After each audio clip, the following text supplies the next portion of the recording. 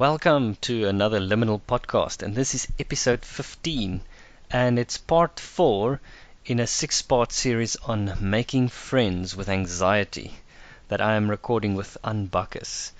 But before we get to the conversation, I would like to tell you about the workshop that and myself will be presenting in July. It's a full-day workshop. It's going to be in Durbanville on the 29th of July. And we are also doing an online course that's going to be 6 sessions of an hour and a half each, spread over 6 weeks. And that starts on the 4th of August. Now, information about this course and the workshop will be on my website soon. But if you are interested, you can send me an email so long. Just go to liminalcoaching.com. And there you will also see the other episodes in this series and also the other podcast episodes. So just check that out at liminalcoaching.com. But let's go back now to the conversation with Anne on gratitude and anxiety. Welcome back, Anne. And today, on our 4th episode on making friends with anxiety, we're going to talk about gratitude. Yes. So I'm very excited to explore this topic.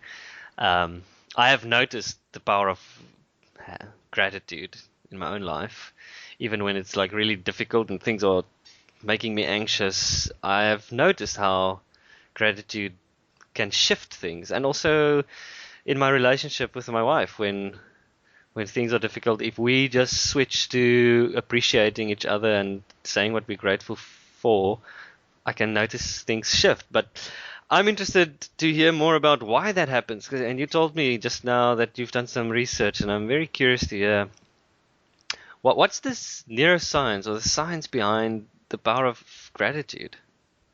So you touched on something that I thought is really important, and you said when you feel grateful. So I just want to distinguish between the difference between gratitude and relief. Okay. Because you said even when you're anxious, that when that gratitude comes in. So relief is the absence of something. Mm. So you're grateful, you're relieved that something didn't happen. It's like a, whew, that didn't happen. Like it's a kind of a let go, like, whew. Yeah. And that's not gratitude. So I think often people use the two interchangeably, and it's not. So I always think of like when you think something is stolen, like you think, oh, my laptop's stolen, and then you find it somewhere and you feel like, oh, that feeling is so great. You're almost glad that you thought it was stolen and you found it again. But that's not great. That's not grateful. That's just like, whew, that didn't happen. And that's why you feel so good, because there's that rush of adrenaline that goes, oh my goodness. You know, you've held it all together. You've held it tight, whatever it is. Yeah. That fear of losing the laptop or the purse or, you know, or getting the job or not getting the job. Yeah. So that containment, and again, that containment leads us to anxiety. And the difference between relief and gratitude is that while you're in that contained space, Yeah. so while you're waiting for the test results, and I mean test like in cancer and test like in if I've written an exam, or waiting to hear from the job, is to be really grateful for exactly where you are. And that changes the chemicals in your brain. That causes you to transform your anxiety into creative energy. Oh, okay. So now we're getting to the place that if you create from anxiety, so if you transform, you and I had a conversation that said if you're really grateful, that feeling at the pit of your stomach moves up to your heart. So when that energy is in your heart, you can transform it into a creative decision-making process. You can send the intention out to what you really want to happen, because that's a magnificent space to create from. Because when you create from fear, fearful things happen. You can't think properly. Your level of decision-making and creation is limited. Yeah. But when you're grateful, It's open. It's completely open. You can feel how your heart just opens. And so what you're saying, so I'm trying to think of an example. So you mentioned you go for a job interview, and Yeah. now you're waiting to hear, did you get the job? And you're anxious and you contract. You can feel that tension, and you're now just waiting, and you're feeling contracted, and maybe it's a couple of days, you can't sleep at night because what if you don't get the job, and you're attached to, you have to get this job, like we talked about in the second one about your attachment, and that increases your anxiety. And involved in terms of if I don't get it, I'm not good enough, Yeah. or whatever happens to you. Or this is like my only opportunity. If I don't get this one, I don't know what I'm gonna do. So what you're saying is, after you had this interview and now you're waiting, you invite gratitude. In that space of uncertainty and waiting, you invite gratitude. Is it being grateful for anything, or is it for that specific situation? So if it's hard, so one of the steps of identifying anxiety is how intense you can show your gratitude. You know, sometimes it's hard to find your gratitude because you're just so afraid. Yeah. So when you're in that waiting space, and also again, as we said, it depends how attached you are to whatever is going on for you. Yes. It might be harder to invite that gratitude. So you might have to start with things that's really obvious. I'm grateful that I have the skills to go for this job interview. Yeah. Because if I didn't have these skills, Yeah. and which I'm jumping around, but one of the things that stops us from being grateful is being self-absorbed. That's also about our attachment. Yeah. Yeah. So I might be or I'm taking my skills for granted. You know, of course I'm a CA or whatever it is. Of course I'm a coach. Of course I'm a whatever. Gratitude for my unique set of skills that I have and the way I apply it. The fact that I could go for a job interview. The fact that here I am at the doorstep of possibilities. Yes. Yes. I'm going to give you an example out of our own life. My husband worked for a company that the specific division of the company closed down in South Africa in March. Okay. And he had two opportunities, and he was very keen on the one. Yeah. And as things, happened and as things progressed, he started weighing up his opportunities and the possibilities, and he chose, let's call it job A. Yeah. Although there was a part of him that really was hoping to get job B, but it lingered and it lingered and it lingered and it didn't come to any closure. Okay. And we found out 3 weeks ago that the people that would have given him option B went completely bankrupt. So there was no opportunity anymore. And if he had taken that opportunity, he would have been out of job yet again. And you think, wow, look at that. Look how I've been looked after. Then there's deep gratitude to say, look at the past. So I often say to people, look at the evidence of gratitude. Look at the evidence of how you've been looked after in your life. A bit of reflection. Just think about, like, where have you been in this place before and how you got through it? Yeah, or just how you've been looked after by the people around you, by the universe, by God, whatever it is that you believe in. Yeah. I'll give you two examples. So my children were born 2 years and 2 weeks apart. And when I got to the hospital, it wasn't planned. Emma was an emergency cesarean. Yeah. When I walked into the hospital, the obstetrician nurse was exactly the same nurse that helped me when I gave birth to Luca. Yeah. And she said, Mrs. Bakkes, what are you doing here? She recognized me. I said, how do you even know my name after 2 years? She said, well, not many people come in with prem children. So the same supportive, beautiful face. I walked into the neonatal ICU. Yeah. The same two nurses that was there, nursing sisters that was there the day I gave birth to Luca, was on duty when I went in with Emma. Yeah. They knew me. They understood me. I knew the drill. Those are deeply gratifying episodes in this really horrific, terrifying space of I have to give emergency birth, Yeah. there are these little angels around my path. Yeah. Yeah. Yeah. You see, and that's not relief. That's deep gratitude. Yeah. If you notice it. That's oh, you're so in my head. So it is that awareness of, you know, in nurturing gratitude, step one, it's just things that you're grateful for. Because one of the things that stops us from being grateful is the lack of reflection. Yeah. Yeah. Yeah. You don't slow down enough to notice the flowers Yeah. on the rocky road.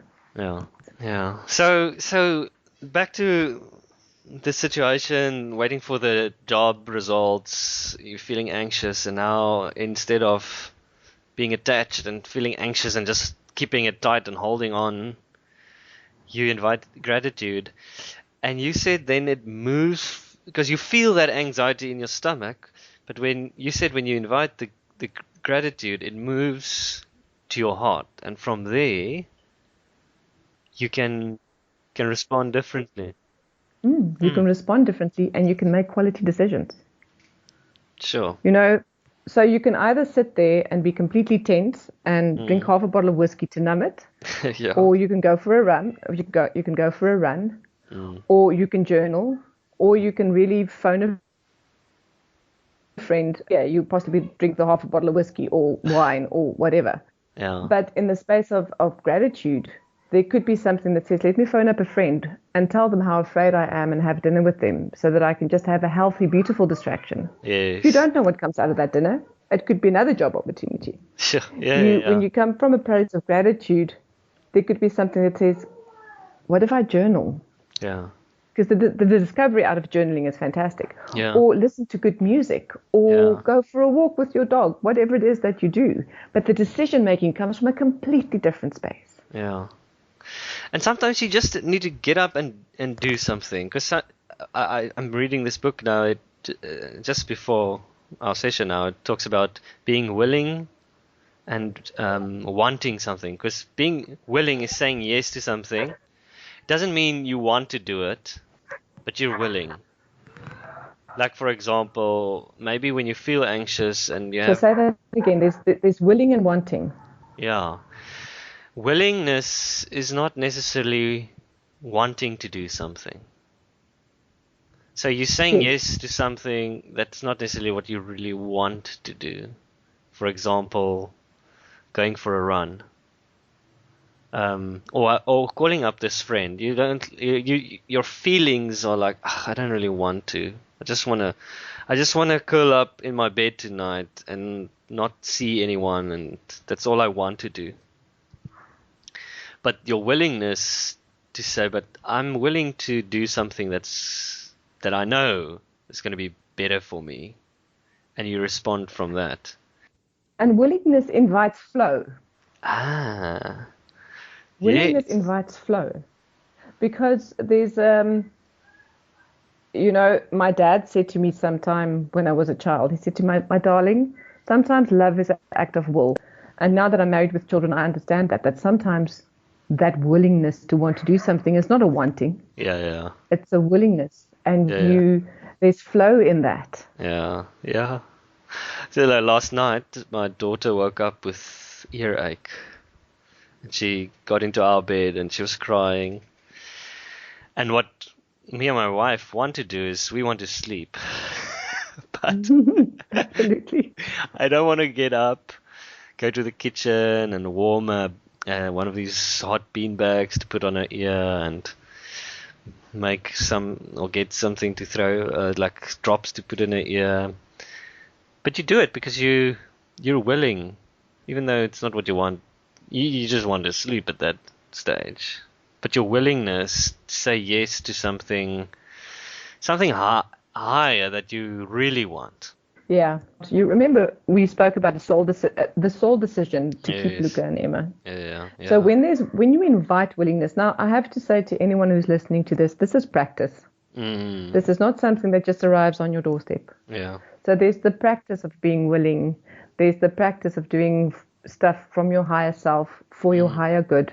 Yeah. You know, I might not want to go for a run, but I'm willing to do it because I know how I feel when I'm done. Yes. I know the self loving effect. I know the deep gratitude because I meditate while I run. So my first 2 kilometers are gratitude kilometers. And then depending on how many kilometers I run after that, then every other kilometer is dedicated to another person in my life.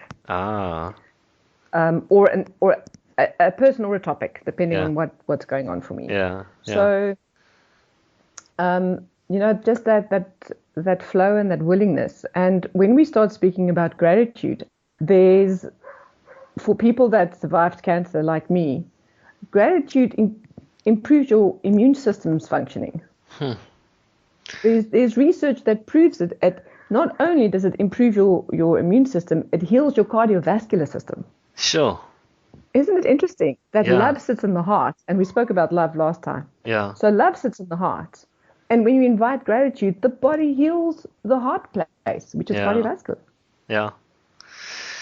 And the power that it has in relationship. When you have conflict in your relationship and you sit down and you say, okay, let's just say what we're grateful for about the other person, about you. I'm going to just say how that shifts the relationship energy. It shifts the quality of your relationship. Yeah. And when you're in the world of work, there's also this gentleman, his surname is Valiant. He says that expression of gratitude may help you adapt to any of life's challenges. And he says that the effective adaptation of life in general, and the easy and the hard times, is that the capacity to substitute bitterness and resentment with gratitude and acceptance. So if there's bitterness and resentment, he calls it a transgressor. Yeah. So whoever or whatever you feel it to, because sometimes it's not a human being, it's a circumstance. But if you really sit and reflect and you invite gratitude for that learning, that lesson, that growth that you're going through. Yeah. And bitterness, again, harms your body. Yes. It breaks down the immune system. It causes stress. It physically breaks down the cells in your body. Yeah. So I want to bring in improvisational theater again, because please.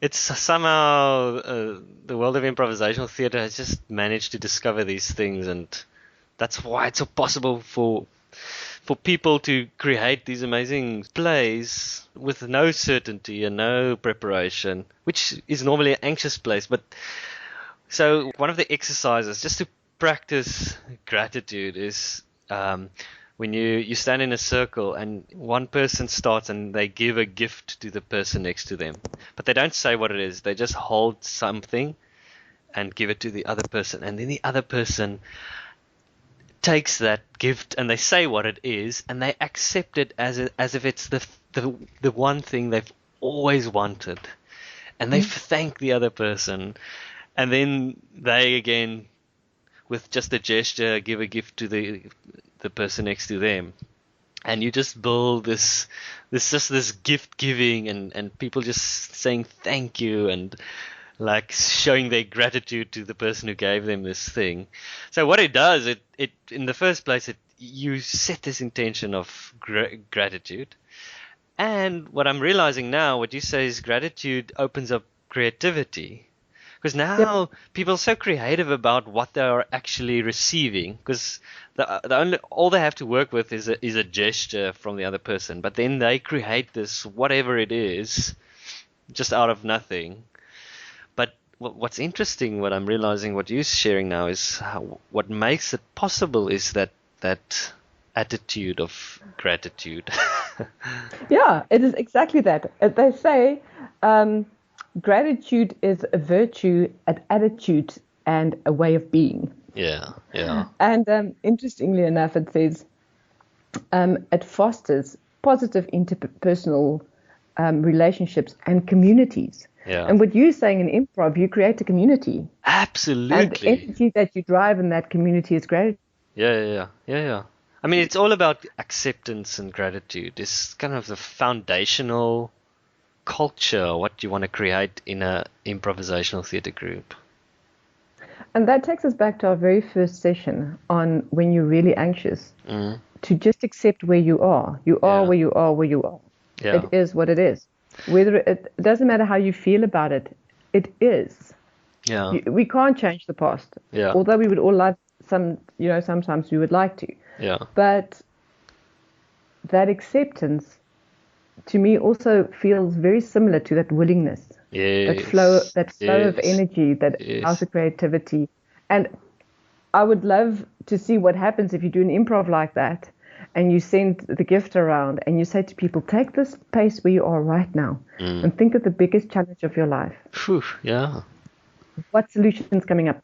Huh. Imagine the power of that creation. Yeah. Sure. I'm really looking forward to the workshop that we are going to be doing together. Yes. Because we're going to Yes, can you imagine? combine some of this, your insights and the research that you've done with some of these improvisational theatre exercises and practices. So the people that want to come must come ready with something in their life that they want to solve Yeah. or make a decision about, because you and I have just created an exercise for that. Exactly. It's going to be awesome. One of the things that people often ask me is, so how do I suspend my judgment? How do I stay loving when I'm angry?